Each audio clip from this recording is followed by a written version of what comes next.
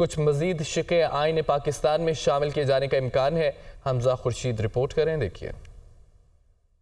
वज़ीर आज़म शहबाज शरीफ से chairman Peoples Party Bilawal Bhutto Zardari ने मुलाकात की। ज़राए का कहना है पीपल्स पार्टी और नून लीग की क़यादत की मुलाकात में 27वीं आईनी तरमीम के हवाले से गुफ्तगू हुई। इत्तेहादी पार्टियों के 26वें आईनी तरमीम पर कुछ तहफ़्फ़ुज़ात हैं जिन्हें दूर किया जाएगा। वज़ीर आज़म शहबाज शरीफ ने कहा पीपल्स पार्टी हुकूमत की अहम इत्तेहादी जमात है, मुल्क की मईशत के इस्तेहकाम के लिए हर कदम पर साथ दिया। पीपल्स पार्टी के वफ़द ने हुकूमत की माशी पॉलिसियों की तारीफ की। ज़राए के मुताबिक मुलाकात में 26वीं आईनी तरमीम में खामियों को दूर करने के लिए 27वीं आईनी तरमीम पर मुशावरत हुई। बिलावल भुट्टो जरदारी ने 26वीं आईनी तरमीम की मंजूरी को तारीखी करार दिया। मुलाकात में नून लीग की जानिब से आजम नज़ीर तारड़, राना सनाउल्लाह और सरदार अयाज सादिक शामिल हुए। गवर्नर पंजाब सरदार सलीम हैदर, नवीद कमर और राजा परवेज अशरफ ने पीपल्स पार्टी की नुमाइंदगी की।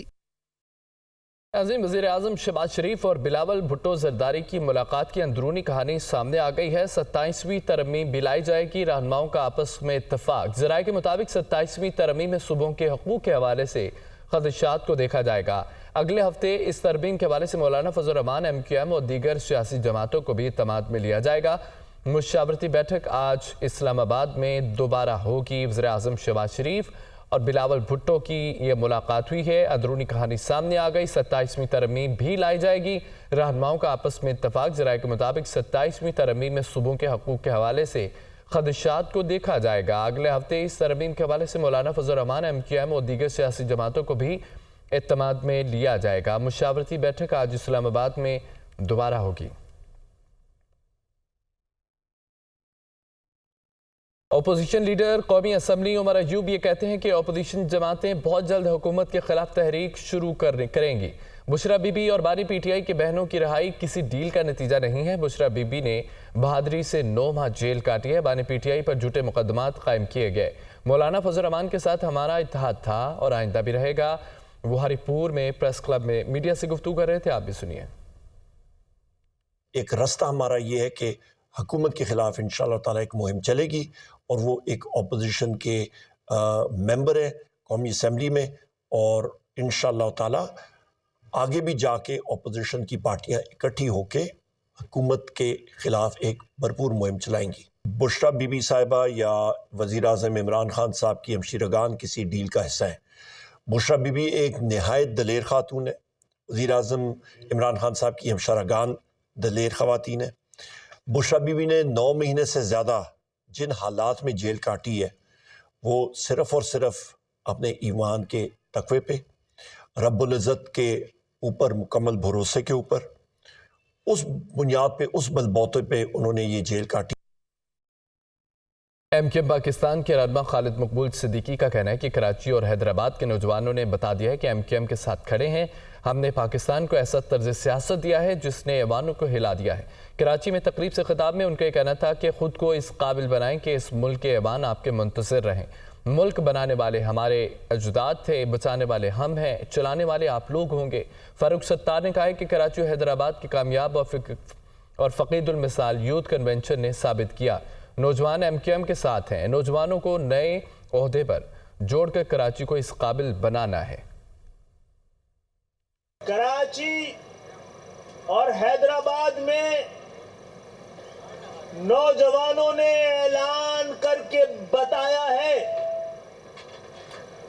कि वो इस शहर के बेटे हैं और इस शहर के तंजीम के साथ खड़े हैं। पाकिस्तान को उस तर्ज सियासत के अलावा अपने आप को, अपनी जमहूरियत को बचाने के लिए कोई दूसरा रास्ता नहीं बच पाएगा। पाकिस्तान की बागडोर भी आहिस्ता आहिस्ता और बतदरीज नौजवानों के हाथों में दी जाए।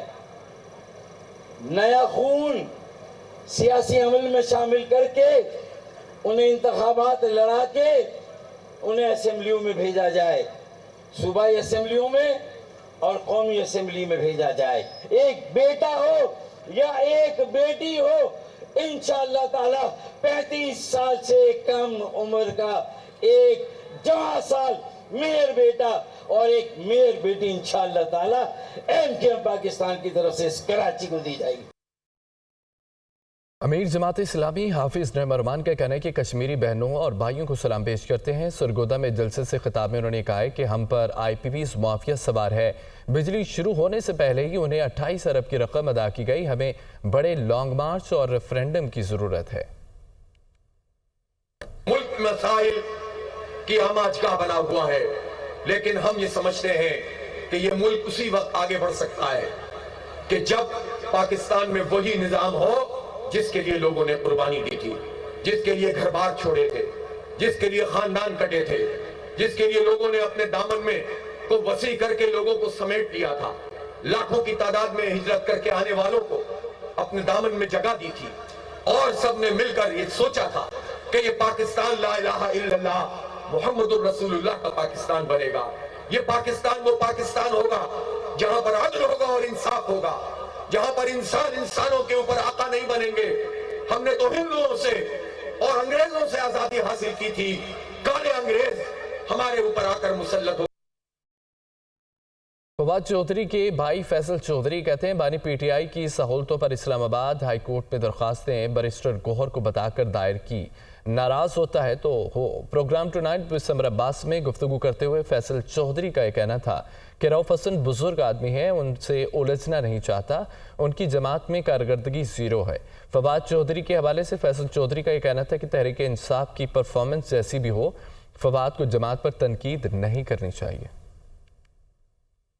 ये जो पिटीशन आपने दायर की है इस्लामाबाद हाई कोर्ट के अंदर, ये आप कह रहे हैं कि आपने बैरिस्टर गौहर साहब को एतमाद में लेकर की थी? डेफिनेटली मैं उसके देखिए गौहर चेयरमैन है ना PTI के, इसमें कोई नाराज होता है, नाराज हो जो भी है, खान किससे इंपॉर्टेंट तो कोई चीज नहीं थी। पार्टी के जो रहनुमा है रऊफ हसन साहब, उन्होंने तो बड़ा इल्जाम लगा दिया है कि आप और फवाद चौधरी पार्टी के अंदर आप जो है वो जानबूझ के आप लोग प्लांट किए गए थे पार्टी में तकसीम डालने के लिए।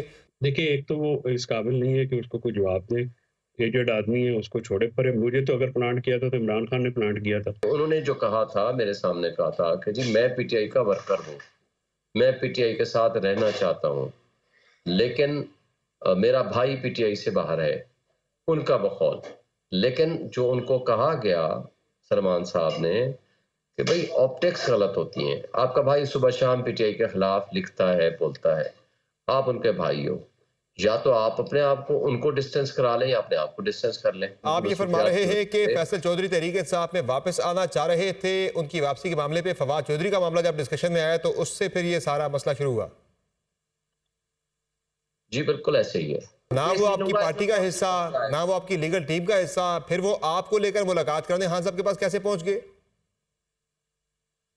वो मुझे मुलाकात करने नहीं पहुंच गए, वो अपने तय आए, हम अपने तय गए। मेरी अपनी कंटेम्प्ट पिटीशन थी, उसकी अपनी कंटेम्प्ट पिटीशन थी।